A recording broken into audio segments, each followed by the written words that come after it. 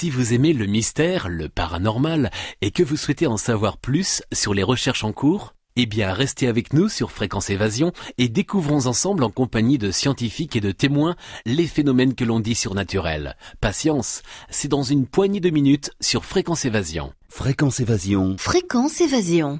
Dans quelques instants, la clé du mystère sur Fréquence Évasion, nous parlerons de TCI en compagnie de Patricia Daré et de Monique et Jacques Blangarin. À tout de suite. De Menton à Toulouse, Radio Fréquence Évasion, le soleil du Grand Sud. Fréquence Évasion vous informe sur votre région. Que se passe-t-il près de chez vous? Pour le savoir, cliquez sur Région et Office de tourisme. Bon séjour dans le Sud. Venez visiter le site Fréquence Évasion, www.fréquenceévasion.com.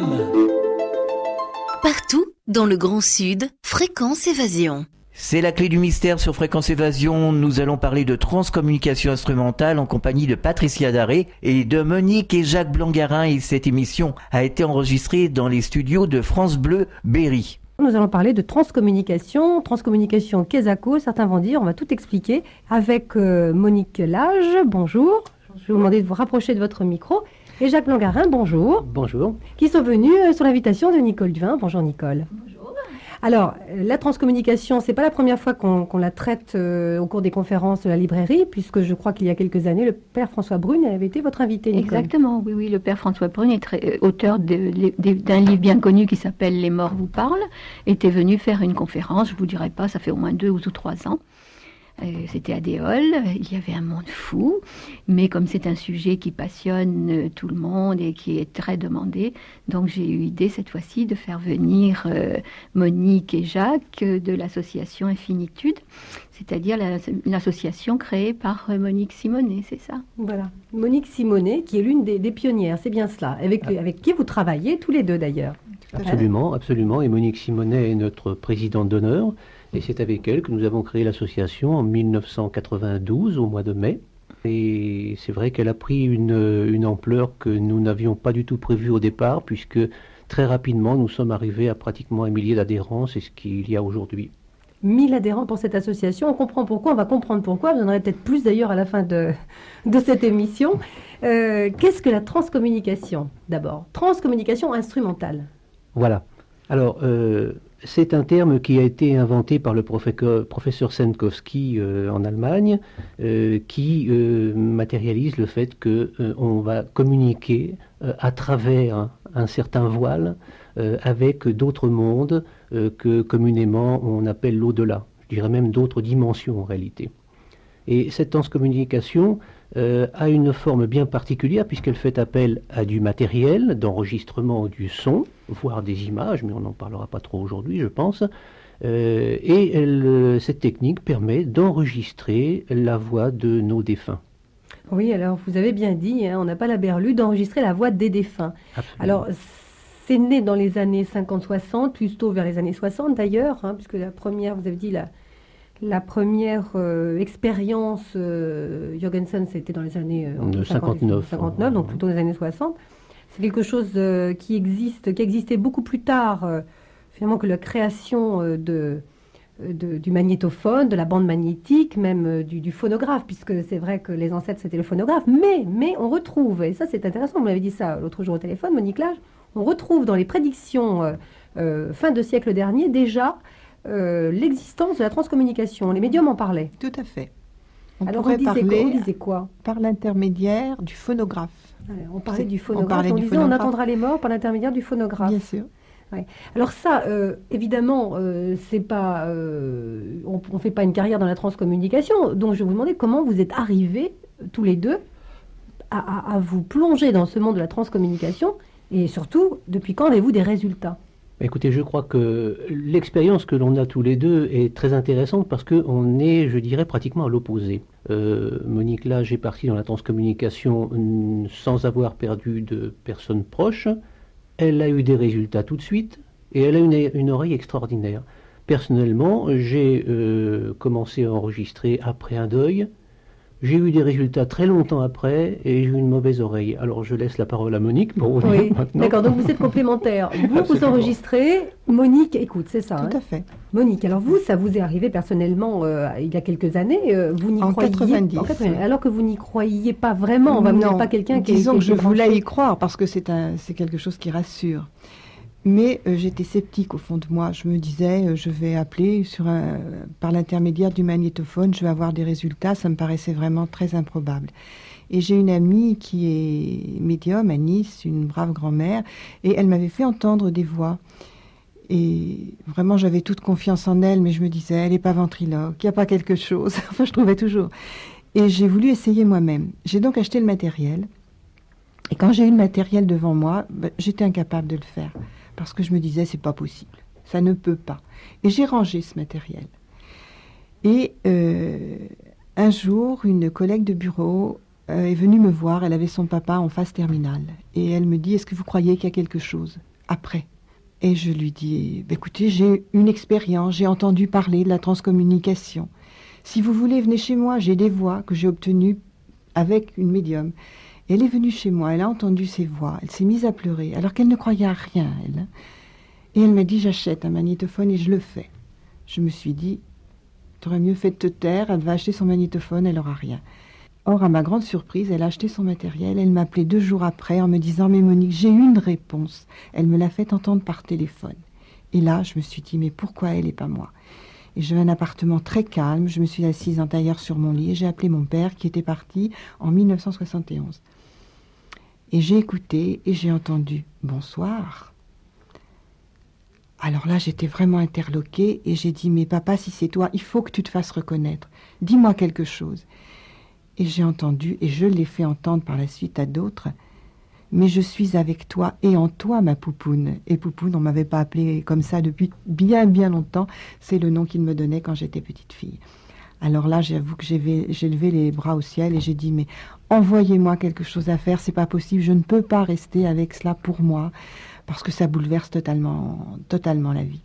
Alors, ce qui est bouleversant dans cette histoire de transcommunication, c'est parce que quand on vit sur Terre, qu'on est terrien, terrestre, on vit par la matière, et que là, finalement, la voix, c'est la matérialisation du mort. Et ça, c'est vrai que ça touche beaucoup celui qui l'écoute. C'est vrai, mais il faut dire que la voix n'est pas toujours reconnaissable. Ça arrive.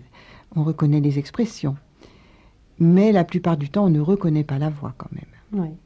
Alors, on va écouter tout au long de cette émission plusieurs extraits de voix. Je vous propose d'écouter la première, puisque vous allez nous expliquer, Jacques Blangarin, qu'il y a plusieurs types de voix. On ne retrouve pas, comme vous l'avez dit, la voix du défunt, puisqu'il ne l'a plus, il n'a plus des cordes vocales qui vibrent. Mais on va essayer de voir avec vous comment, justement, ces entités utilisent les fréquences et les vibrations terrestres pour pouvoir s'exprimer.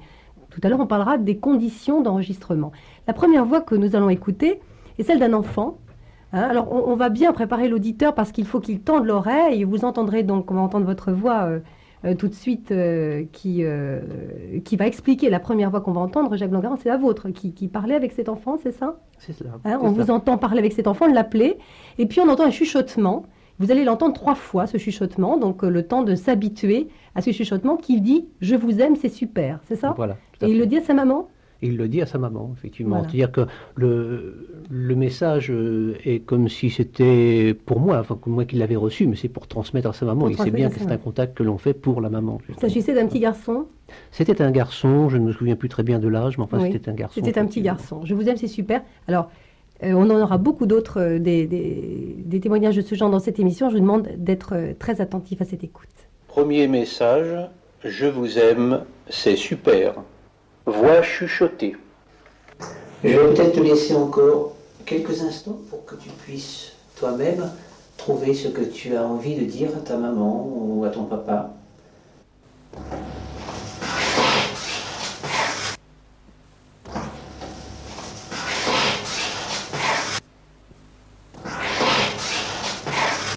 Alors ça, c'est une voix chuchotée, c'est-à-dire qu'il faut vraiment entendre l'oreille, des voix qui vibrent comme à peu près les nôtres, voix chuchotée. Comment a-t-on défini ces types de voix, entre ce souffle qui dit « je vous aime, c'est super », parce qu'on entend le Hein, la prononciation du la P, prononciation est très bonne, là, oui. Et comment fait-on la différence entre les voix? Comment a-t-on compris que ça pouvait fonctionner? Bien, si vous voulez, c'est un petit peu une classification que nous avons, nous, fait au fur et à mesure, puisque actuellement, et c'est pas un phénomène d'ailleurs qui est réservé à la France, hein, le monde entier fait des expériences et des recherches dans ce domaine, et il est d'habitude de classifier ces voix sous forme de A, B, C, suivant la qualité. Alors on a A+, A-, B+, B-. Bon, ça nous a semblé un petit peu rébarbatif, si vous voulez. On a voulu donc nous l'imager un petit peu plus.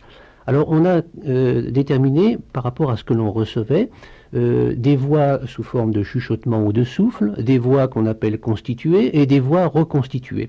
Alors ça va pas très très loin, c'est vrai, comme définition, mais ça matérialise un petit peu le fait que les voix chuchotées ou souffles, on les obtient sur les bruits ambiants. Et des bruits que j'appelle neutres, c'est-à-dire dans lesquels il n'y a pas de paroles prononcées. Donc ça veut dire que si on a des bruits ambiants sans parole, les esprits qui veulent s'exprimer ne peuvent pas prononcer avec notre type de voix. Ils sont obligés de chuchoter ils utilisent les bruits ambiants voilà. Qui sont des souffles finalement. Voilà, il aurait très difficile finalement de reproduire les mots. Alors cela arrive parfois et on arrive au deuxième type de voix qui est la voix constituée, où là, spontanément, une voix, un message va apparaître sur le magnétophone, enfin sur la cassette, et sans que l'on ait fait quoi que ce soit. Mais bien sûr, il y aura quand même eu utilisation des vibrations ambiantes. Alors ça, c'est la deuxième voix, on va l'écouter. Il s'agit d'un homme, je crois. Alors, l'histoire est intéressante parce que c'est une brave grand-mère dont nous avons fait connaissance à Verneuil-sur-Avre et qui a perdu son époux. Et nous avons fait un repas ensemble au restaurant, sur le Chanteclair, je le cite d'ailleurs pour la phrase, et elle nous a demandé si on pouvait faire un contact auprès de son époux pour lui apporter un peu de message, savoir s'il était heureux. Alors donc le contact a été fait, et je lui dis à un moment donné que c'est vrai qu'on a fait un repas avec son épouse et que tout ce que l'on a consommé, lui finalement il n'a plus besoin de l'autre côté, quoi. Et il a cette réponse que je trouve merveilleuse finalement, très symbolique, qui est le corps du Christ. Et là c'est en voix constituée. Oui, c'est en voix constituée. Alors on va l'écouter. Dans ce type de voix, vous entendrez des voix qu'on comprend assez bien, d'autres moins bien, d'autres parfaitement bien, avec une conversation tout à l'heure de Raudive notamment, qui est une vraie conversation extraordinaire. C'est autre chose, on expliquera aussi par téléphone, lui, il a disparu, il a communiqué par téléphone quelques années après. Et là on écoute cet homme, alors toujours extrait de ces bandes qui ont été montées et constituées par vous. On écoute. Deuxième message, le corps du Christ. Voix constituée, obtenue sans support. Oui, je reviens un petit peu sur ce repas que nous avons fait avec Madeleine. À l'auberge de Chanteclair, c'est ça? Vous étiez là, je pense. Hein? Vous n'avez pas pu profiter de tous nos mets, bien sûr, mais vous n'avez plus besoin de ça, vous. Au corps du Christ. Au corps du Christ. Au corps du Christ. Le corps du Christ, voilà, c'est ce qu'il vous répond, cet homme. C'est assez troublant, effectivement. Et bon, si vous êtes dans cette émission en train d'écouter, je vois de l'autre côté de la régie des yeux ahuris de gens qui sont interloqués. Eh bien, c'est pas fini, il y en aura d'autres et vous allez voir que c'est vraiment très troublant.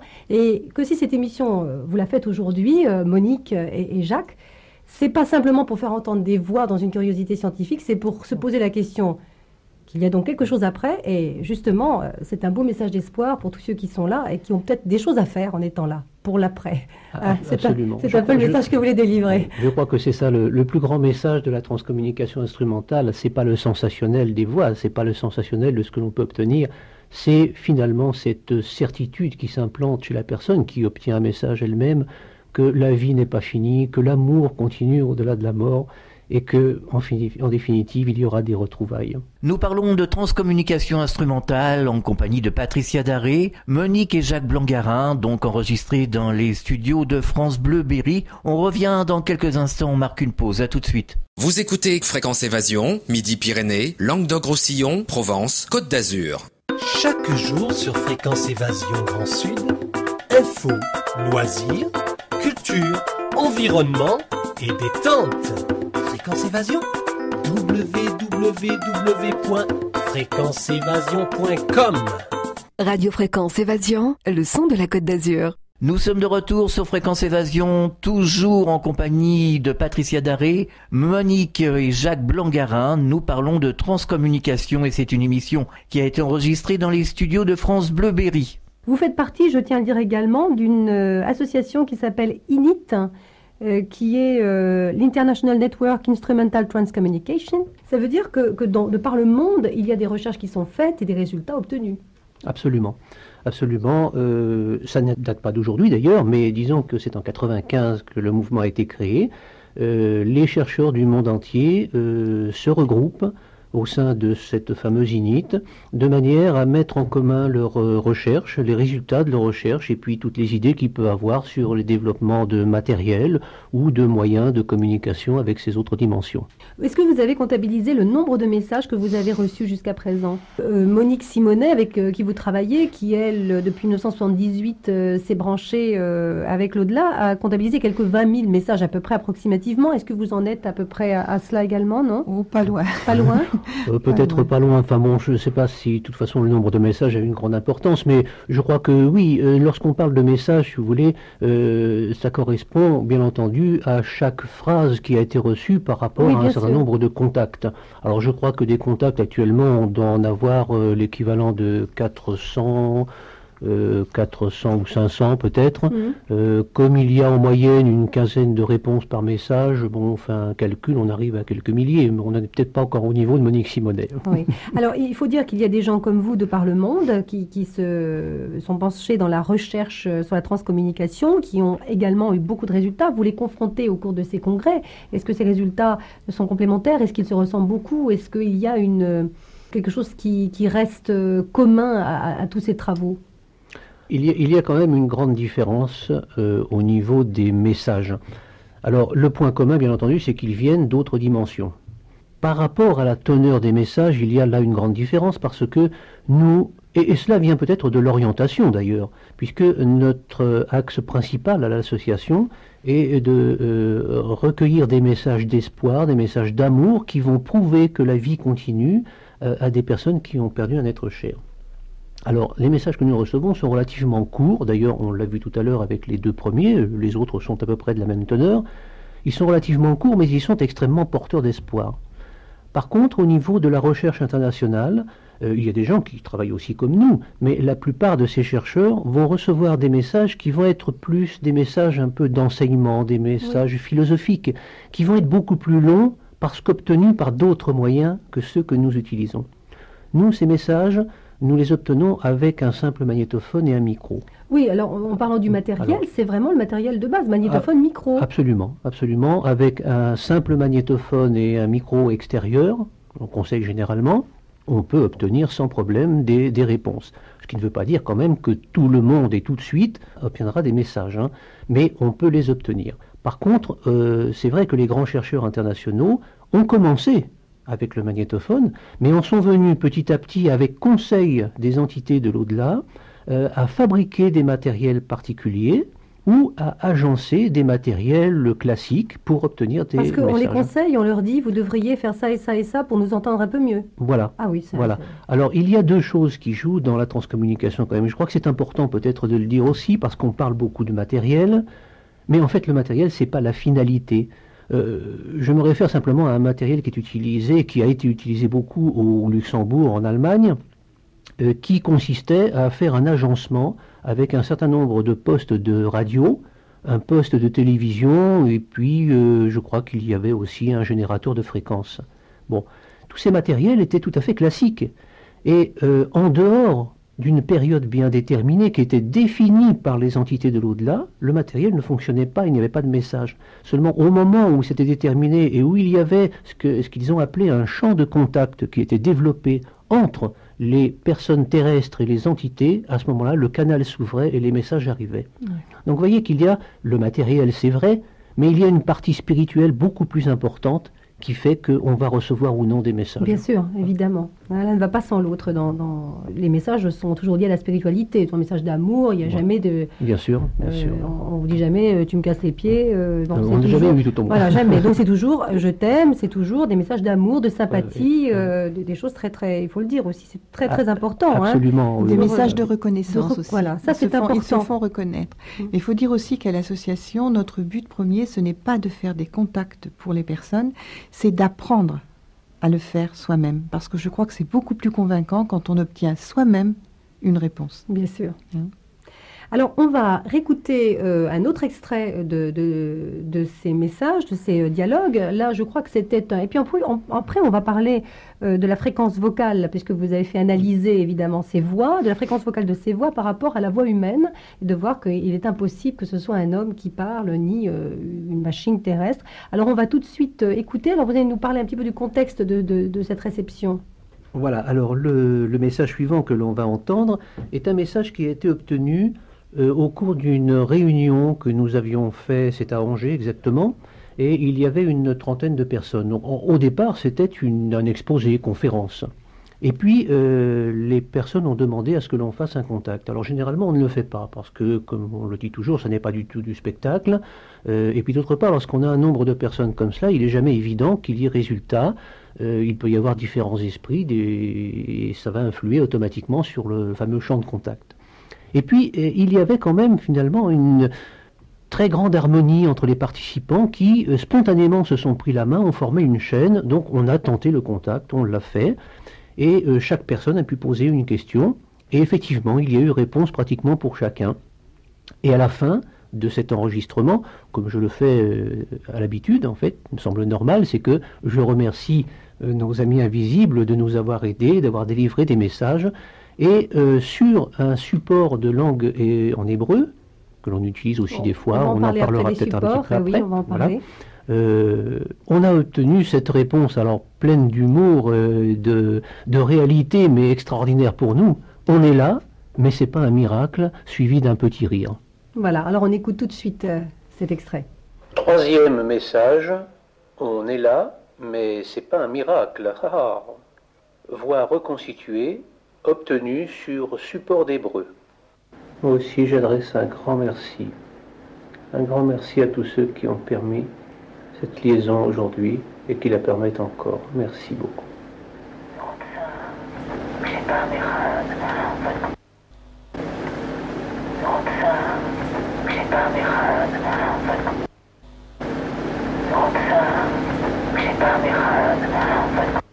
Voilà, alors ça c'est relativement encore plus clair. On est là, mais c'est pas un miracle avec le petit hein. Allez, vous êtes bien nus, hein. On est bien là. Voilà. Alors ces voix, vous les avez fait analyser évidemment. On parlera des supports après, parce que vous parlez des supports hébraïques, supports allemands, etc. On verra comment ça fonctionne. Ces voix ont été analysées dans leur fréquence. Comment ça s'est passé ? Alors, cette analyse, la première analyse, tout au moins dont nous ayons connaissance, nous, a été faite à l'étranger et elle a été faite au Brésil. C'est depuis que nous participons à l'INIT. Et nous avons rencontré l'ingénieur qui s'est chargé de cette analyse. Il a pris un logiciel spécifique sur micro-ordinateur et il a enregistré la voix de Constantin Raodiv. Alors Constantin Raodiv, c'est un des pionniers de la transcommunication instrumentale qui, dans les années 60, a pris un peu la suite de Jürgenson et a enregistré lui aussi des milliers de voix avec son magnétophone. Et Constantin Raodiv est depuis quelque temps passé de l'autre côté et apparemment il continue son travail de recherche sur les voix, sur la communication entre les dimensions. Et il a eu l'occasion d'appeler par téléphone, alors là je sais que ça paraît extraordinaire, mais c'est la réalité, il a appelé par téléphone différentes personnes dans le monde, différents chercheurs, il a appelé au Luxembourg, en Allemagne, aux États-Unis, au Brésil et dernièrement en France. Alors cet ingénieur brésilien a pris ces enregistrements dans lesquels Constantin prononçait son nom, Raodiv, et il avait donc 3 messages de ce type, 3 fois le nom prononcé, et il a fait prononcer ce même nom par une voix féminine, et il l'a prononcé lui-même en tant que voix masculine. Et il a fait ses analyses. Alors il faut savoir que une voix humaine, tout au moins les cordes vocales d'un gosier humain, vibrent à certaines fréquences que l'on appelle fondamentales. Et la voix féminine semble vibrer aux environs de 180 à 200 Hz, et la voix masculine un peu plus bas, 120 à 130 Hz. Et apparemment, mécaniquement, elle ne peut pas vibrer plus haut. Or, il s'est avéré que les 3 voix prononçant le mot audive par téléphone vibraient à des fréquences qui étaient au-delà de 500, 600, voire 1000 Hz. Oui, alors que les autres étaient bien dans la fréquence humaine. Donc il s'avère que effectivement ces voix sont bien ce qu'on appelle paranormales. Paranormales. Donc elles ne peuvent ni être fabriquées de quelque manière que ce soit avec un matériel terrestre, ni prononcées par une voix humaine. Surtout non prononcées par une voix humaine. Est-ce qu'il y a eu dans l'histoire de cette transcommunication des fraudeurs, des gens qui ont essayé de truquer? Et est-ce que ça se décèle rapidement? D'abord, peut-on truquer? Ça paraît difficile. Là, c'est une question un peu difficile parce que nous n'avons bien sûr pas la connaissance intrinsèque de tout ce qui se passe dans le monde. Ça nous paraît relativement difficile. Bien sûr, ce qui peut être facile, c'est de dupliquer ces voix à outrance, peut-être de faire des montages, j'en sais absolument rien, mais vraiment truquer, non, ça me paraît relativement difficile. On ne voit pas comment on pourrait truquer, puisque comment se passe, on va parler peut-être de la manière dont se déroule une séance, elle peut être publique ou vous pouvez enregistrer seule, évidemment. Déjà, si elle est publique, je crois que... Voilà, là déjà, on ne peut pas, il n'y a pas de ventriloque, puisque vous disiez tout à l'heure, Monique, que vous aviez cru à la ventriloquie chez cette médium, donc c'est pas possible, puisque vous n'entendez rien, a priori, c'est en écoutant la bande qu'on entend les voix. C'est uniquement en écoutant la bande. Donc là, on ne peut pas truquer vraiment. Alors, on va faire peut-être une petite pause tout de suite, et puis par la suite, nous reviendrons sur les supports, parce que c'est intéressant, c'est de savoir, c'est pas en branchant son magnéto comme ça, comme moi j'ai pu le faire, dans le silence complet qu'on peut entendre des choses. Il faut quand même, j'allais dire, une petite mise en scène, entre guillemets, c'est-à-dire favoriser le contexte pour qu'on puisse s'exprimer, c'est ça. Qu'il puisse interférer sur notre monde matériel. On marque une pause, on revient dans quelques instants, nous retrouverons Patricia Daré, Monique et Jacques Blangarin. Dans quelques instants, nous parlons de TCI. À tout de suite. Fréquence Évasion, Midi-Pyrénées, Languedoc-Roussillon, Provence-Alpes-Côte d'Azur. Vous aimez le mystère, le paranormal, vous avez vécu une expérience, dites-nous-le. Contactez Fréquence Évasion. Cliquez sur Programme et Paranormal Fréquence Évasion. www.fréquenceévasion.com. Prenez de l'altitude avec Fréquence Évasion. Nous sommes de retour sur Fréquence Évasion pour la dernière partie de La Clé du Mystère. Cette émission a été enregistrée dans les studios de France Bleu Berry et nous sommes toujours en compagnie de Patricia Daré et de Monique et Jacques Blangarin. Nous parlons de transcommunication instrumentale. On parlait tout à l'heure des conditions optimales pour pouvoir obtenir ces résultats. C'est pas simplement se mettant dans une pièce silencieuse avec un magnétophone et un micro qu'on peut obtenir des résultats. Il faut un certain nombre de choses quand même. Oui, il y a un certain nombre de conditions, effectivement. Une des premières conditions est que la personne ait, je dirais, une grande sensibilité qui va lui permettre justement d'établir le contact avec les autres dimensions. Et puis ensuite, il y a les conditions matérielles, puisqu'elles sont là, il faut quand même en tenir compte. Le magnétophone et le micro sont bien, mais il faut quand même qu'il y ait dans la pièce où on va enregistrer un niveau vibratoire suffisant pour que nos entités, nos invisibles, puissent interférer sur ce monde matériel et fabriquer leurs réponses. Alors c'est là où on introduit le terme de support, c'est-à-dire qu'on va leur envoyer des supports de fréquences, des supports de vibration. Et le premier message que nous avons entendu tout à l'heure, qui était un message chuchoté, a été obtenu donc sur des bruits ambiants dans lesquels il n'y avait pas du tout de paroles prononcées. Le chuchotement. Ensuite, on a entendu le deuxième message, c'était une voix constituée, qui aussi est apparue relativement spontanément comme cela. Et puis, on a une autre méthode qui va consister à donner un peu plus d'énergie à nos invisibles, qui va relever de paroles, de messages parlés que l'on va envoyer en ambiance avec un deuxième magnétophone ou avec un poste de radio, de manière à ce qu'ils puissent utiliser cette énergie supplémentaire pour faire des réponses. Alors, par exemple, je peux brancher sur la Deutsche Rundfunk, mettons, la radio allemande et la laisser en fond. Voilà. C'est ça, et on entend l'animateur qui parle, et ça suffit à créer une ça va donc favorable. Tout à fait. Alors pourquoi de l'allemand? En fait, ça peut être du russe, de l'hébreu. On prend des langues qui sont assez gutturales généralement, et on prend une langue étrangère puisque nous attendons une réponse en français. Donc il sera beaucoup plus facile, bien entendu, de la détecter sur de l'étranger. Alors on peut mettre un poste de radio que l'on met en sourdine dans la pièce, et puis on va donc enregistrer, poser ses questions, faire ces réflexions que l'on a de cette manière. On peut utiliser aussi une cassette sur un deuxième magnétophone, une cassette qui est enregistrée aussi avec une émission ou un texte en langue étrangère. Alors là, il se produit deux choses, tout au moins que nous ayons constaté par rapport aux réponses que l'on a. La première chose, c'est que la langue étrangère peut être complètement transformée. C'est-à-dire que les mots étrangers sont transformés en mots français, bien qu'il subsiste encore un petit peu les intonations, les fluctuations de la langue d'origine. Et ça, c'est la première chose qui peut se produire. Ou la deuxième chose, c'est que la langue étrangère va continuer, on va l'entendre toujours, mais derrière cette langue, il va y avoir un message, lui, en français. Donc, il y a utilisation de l'énergie, soit utilisation en complément, soit utilisation de transformation. Alors, sachant tout cela, on va tout de suite écouter un autre extrait, parce que je pense que le support était allemand dans l'extrait que nous avons écouté. Ça permet de bien comprendre et de faire attention à l'accent et aussi aux percussions des consonnes de l'entité qui parle. Et on sent que c'est inspiré de la langue allemande. Ah oui, c'est dur, relativement dur. Hein. Alors, ce message-là a été obtenu donc sur un support d'allemand comme ceci. Et là, on va voir que c'est l'allemand qui est totalement transformé en mots de français. Hein. Le message, c'est « on n'est pas mort puisqu'on est particulièrement avec vous ». Alors, c'est vrai que cette réponse nous a fait un peu sourire au départ parce que c'est relativement compliqué. Pourquoi? Parce qu'on est particulièrement avec vous. Alors, peut-être qu'ils ont utilisé justement les consonances de l'allemand qu'il y avait à ce moment-là pour fabriquer ces mots. Voilà, on va voir. C'est une supposition. Voilà, on va écouter. Quatrième message, on n'est pas mort puisqu'on est particulièrement avec vous. Voix obtenue sur support d'allemand.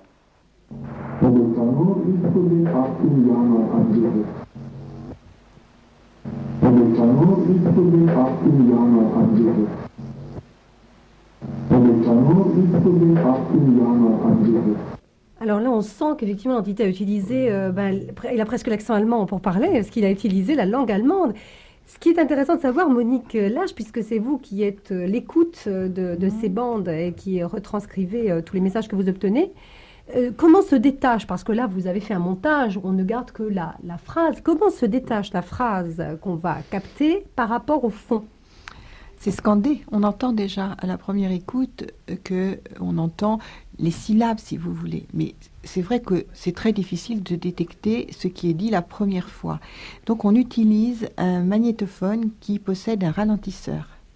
Quelquefois les voix sont plus audibles au ralenti. Donc il faut revenir sans arrêt en arrière et puis à un moment donné on saisit. Quand on n'envoie pas de support, les bruits ambiants, on fait toujours des bruits qui glissent. Comme des chuchotements, une espèce de froissement. Non, on ne froisse pas justement, on fait quelque chose qui glisse, vous savez, de continu. Oui, voilà, de continu, d'accord. De continu. Oui, sans à-coup. Voilà, sans à-coup. Et quand il y a réponse, on entend bien. Vous provoquez les conditions favorables pour recevoir ces voix. Mais les voix que vous recevez, elles captent justement les conditions que vous leur proposez, c'est-à-dire que la voix sera chuchotée automatiquement si vous faites un bruit glissé. Ou quelquefois, elle arrivera constituée. Ou elle arrive constituée, c'est ça. Alors, ça pose la question de ces entités qui s'expriment. D'abord, question, est-ce qu'il y a des entités qui n'ont jamais voulu s'exprimer, des gens que vous avez appelés? Ça nous est jamais arrivé. Jamais arrivé. C'est vrai que les contacts sont plus ou moins bons. Là, en fait, dans les phrases que l'on fait entendre, il faut quand même bien qu'elles soient audibles. Donc, ça fait partie un peu des meilleurs contacts. On en a certains qui sont plus ou moins bons, donc qui vont avoir que des chuchotements, par exemple, plus ou moins audibles. Mais nous n'avons jamais eu jusqu'à présent un appel qui soit resté totalement silencieux. Même s'il a fallu le reprendre le soir d'après ou l'autre soir. En fait, il est possible que lorsqu'on fait un appel, je vous le disais tout à l'heure, en fait, on le fait en 3 fois en général. Alors, il est possible que sur les 3 fois, il y ait une fois où ça ne marche pas. Oui, j'ai par exemple une petite anecdote qui va vous préciser un peu cela. lorsque nous faisons des enregistrements, Monique peut être amenée à enregistrer en Normandie où nous habitons, et moi j'enregistre sur Paris où je travaille. Et il nous est arrivé à quelques reprises de s'apercevoir que sur un enregistrement fait le même jour à Paris par moi et le même jour en Normandie, il n'y avait rien, et que le lendemain, il y avait quelque chose sur les deux. Donc vous voyez qu'il y a bien des conditions que l'on ne maîtrise pas, qui sont peut-être atmosphériques ou je ne sais pas en fait, mais qui vont jouer en plus dans tout l'environnement que l'on va prendre pour enregistrer. Est-ce qu'il vous arrivait d'avoir des entités qui étaient décédées il y a fort longtemps avant l'ère du phonographe et du magnétophone, hein? La personne la plus ancienne que j'ai captée, c'est ma grand-mère paternelle qui a dû partir en 1910, quelque chose comme ça. Oui, donc elle est partie au début de l'ère du son, Voilà. enfin vraiment, mais c'était pas du tout répandu. Donc, Mais j'ai pas été non plus amenée à faire des appels en direction de personnes parties depuis plus longtemps. Voilà, donc ça, c'est aussi peut-être un champ à travailler. Le travail est permanent, la recherche est permanente dans ce domaine. Ah, absolument. Une petite précision simplement Oui, je vous en par rapport à cette question que vous venez de poser. Nous avons connaissance d'une personne qui expérimente aux États-Unis, une très charmante personne, Sarah Estep, qui a fait des expériences d'enregistrement en Égypte, dans les pyramides. Et elle a obtenu des réponses avec des noms de personnes qui étaient du temps des Égyptiens. Donc je crois que ça répond un peu déjà à la question. Ça fait frémir quand même, hein, tout ce que vous vous rendez compte. C'est absolument fabuleux. Frémir de joie et d'espoir, parce que là, on peut avoir des réponses. Est-ce qu'il arrive qu'on ait des réponses à des questions d'ordre général, qu'on se pose, que chacun se pose dans la vie, sur des vérités à savoir, des choses comme ça, ou est-ce que finalement ça reste extrêmement... les dires sont relativement superficiels, ou est-ce que on assène quelques grandes vérités? Bon, je pense qu'en général, par rapport à notre expérience, Oui, ce oui, qui ne oui. veut pas dire que pour tous les expérimentateurs c'est la même chose, ça reste dans des généralités. Nous n'avons pas eu comme je disais un peu au début, de messages d'enseignement ou autres, ou de choses exactes qui se passent de l'autre côté. Sinon, des remarques d'entités passées dans l'au-delà qui manifestaient leur étonnement, leur surprise de découvrir ce monde. Enfin, Oui. mais ça ne va pas au-delà pour nous, hein, tout au moins. On va écouter un autre extrait, je crois que c'est un extrait qui montre aussi qu'on n'est pas dénué d'humour de l'autre côté, et ça c'est bien de se le dire, que c'est pas toujours gravissime et sérieux, mais qu'on rigole aussi pas mal. Oui, on conserve son caractère Voilà. en passant de l'autre côté. Alors, quel est cet extrait? On va Alors, nous l'expliquer un peu, est-ce que c'est drôle? Voilà. Ce petit extrait a été isolé en fait d'un contact qui a été fait en direction d'un jeune. Je crois qu'il devait avoir dans les 16 ou 17 ans. Et c'était sa maman qui nous avait demandé de faire le contact. Et à un moment donné, je lui demande de me commencer de l'autre côté. Vous savez, quand on fait des contacts, c'est vrai qu'on pose des questions assez banales, parce qu'à la fin, on ne sait plus trop quoi demander, mais bon, on essaie de savoir s'ils sont heureux, s'ils pensent toujours à leur famille, etc. Puis là, je lui demandais, comment c'est de l'autre côté, comment ça se trouve. Et alors, il a cette réponse pleine d'humour, en fait, qui m'a fait vraiment sourire. Je t'enverrai une petite carte. Voilà, on va l'écouter. Nous ne l'avons jamais reçu. Jamais reçu, bon à préciser. 5e message, je t'enverrai une petite carte. Voix constituée, obtenue sans support. Comment ça se passe dans l'au-delà, Bastien? Comment vous êtes?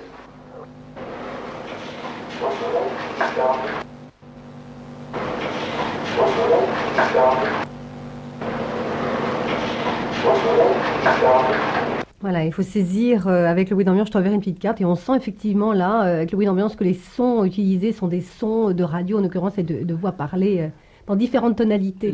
Là, effectivement, on ne sait pas trop le support qu'il y avait. Ouais. Apparemment, il n'avait pas envoyé de spécifique, mais il a réussi à constituer une voix comme ça. Il n'y avait pas de support spécifique Il n'y avait pas de envoyé? support spécifique C'est là, dans très ce très cas-là. curieux. Ah oui, et c'était vraiment, il n'y avait pas de support spécifique. C'est bien ce qu'on appelait une voix constituée. C'est la voix d'ailleurs. constituée. Ouais, oui. Alors, l'association a une présidente d'honneur, c'est Monique Simonet. On va citer quand même quelques-uns de ses bouquins pour ceux que la transcommunication intéresse. Il y a À l'écoute de l'invisible, Images et messages de l'au-delà. Il y a Porte ouverte sur l'éternité. Et puis le dernier, dont je n'ai pas le titre, mais qui vient de sortir également aux éditions du Rocher, qui l'a publié. Il y a aussi le père François Brune, qui avait écrit Les morts nous parlent. Donc il y a quand même un certain nombre d'ouvrages que chacun peut consulter pour pouvoir se renseigner.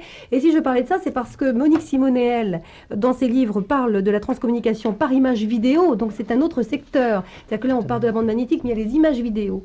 Vous avez pratiqué c'est ça un autre, aussi. oui, voilà, c'est un autre domaine, enfin tout au moins encore une fois pour ce qui nous concerne, j'appelle plus cela un domaine de recherche, parce qu'il me semble relativement illusoire et peut-être très décevant de partir dans l'idée de faire de la vidéo pour obtenir un visage connu. Il y a... c'est relativement difficile, mais surtout c'est épuisant et très très long lorsque l'on sait que dans une séquence d'images par seconde, il y en a 25. Faire une séquence de film d'une minute, ça représente quand même 1500 images, et après il faut les balayer une par une, rechercher, donc c'est très très très long. C'est un énorme travail. C'est un autre domaine. Un autre domaine. Néanmoins, les deux sont complémentaires. Si Absolument. on s'intéresse à l'un, effectivement, c'est à peu près le même système de fonctionnement d'un domaine et de l'autre. Et je disais cela parce que l'association regroupe finalement les deux phénomènes. Oui, absolument, Hein? absolument. Nous avons des adhérents qui font de la recherche en vidéo, qui font des essais. Pas beaucoup, parce que je semble que ça intéresse beaucoup moins. C'est moins concret, peut-être, dans un premier temps. Je voudrais qu'on donne l'adresse de l'association Infinitude. Si ceux qui nous écoutent sont intéressés, désirent vous écrire ou Bien faire sûr. partager des expériences qu'ils ont faites ou en savoir plus, Infinitude. Tout à fait. On est là pour les écouter. Alors, où ça se trouve? Donnez-nous Alors, l'adresse aussi. Infinitude, le Ménil des Frétiles, FRETILS, 27 250, les Beautreaux, BO2TEREAUX. Le téléphone 02 32 30 57 39. Avant de terminer, je voudrais qu'on écoute un extrait d'une conversation sur justement Raoudive. Raoudive dont vous parliez tout à l'heure, qui était cet expert en transcommunication, qui a beaucoup travaillé du temps de son vivant ici, et on n'ose plus dire vivant ou mort maintenant, parce que finalement on se rend compte qu'il n'y a pas grande différence quand on écoute tout cela. Et quand il est parti de l'autre côté, puisque c'est comme ça qu'il faut dire, il a continué la transcommunication avec ceux qui étaient encore là. Alors il s'est servi du téléphone, vous l'avez dit tout à l'heure. Voilà. Il a téléphoné à des tas de gens en différentes langues dans les différents pays du monde. Différents pays. Il a téléphoné à des chercheurs au Luxembourg, en Allemagne, aux États-Unis, au Brésil. Et puis, dernièrement en France. Alors, est-ce que c'est pour saluer notre participation à l'INIT, puisque maintenant nous représentons la France au niveau de l'INIT. Et il a téléphoné à une de nos adhérentes qui s'appelle Aline Piget, dont le fils Alexandre semblerait se trouver avec Constantin Raoudive de l'autre côté au niveau des chercheurs. Voilà. Alors voilà un petit peu peut-être le choix qu'il a fait d'appeler cette personne. Cette personne. Non. Alors on va écouter un extrait de cette conversation, puis on essaiera, je ne sais pas si vous avez le texte de la conversation qu'on essaie de capter ou pas, mais on essaiera à peu près, non vous l'avez peut-être pas, parce que je ne l'ai pas sur moi. Là c'est pas une parole ou deux, c'est carrément une conversation qu'il tient. On écoute ça tout de suite. Et puis voici un court extrait d'un message de Constantin Raoudive reçu par Madame Aline Piget. Message reçu lundi 16h48 minutes. Madame Piget. Oui, bien sûr. Je veux vous donner une impression que je vous veux du bien. Ce n'est pas une farce, c'est vraiment une communication interdimensionnelle. Vous êtes une des premières personnes que nous contactons. Alors je vais vous dire que, à l'heure de la pesée, sachez que vous revivrez l'entièreté des plaisirs et souffrances que vous avez procurés lors de votre passage sur Terre à votre prochain. La Terre est en fait un lieu d'expérience. La Terre est en fait un lieu d'expérience et que vous revivrez le plaisir et la L'entièreté, souffrance que vous avez fait subir, que vous avez subi sur Terre. C'est assez clair quand même. C'est clair. Alors ça, c'est la voix de Raoudive, disparu il y a combien de temps?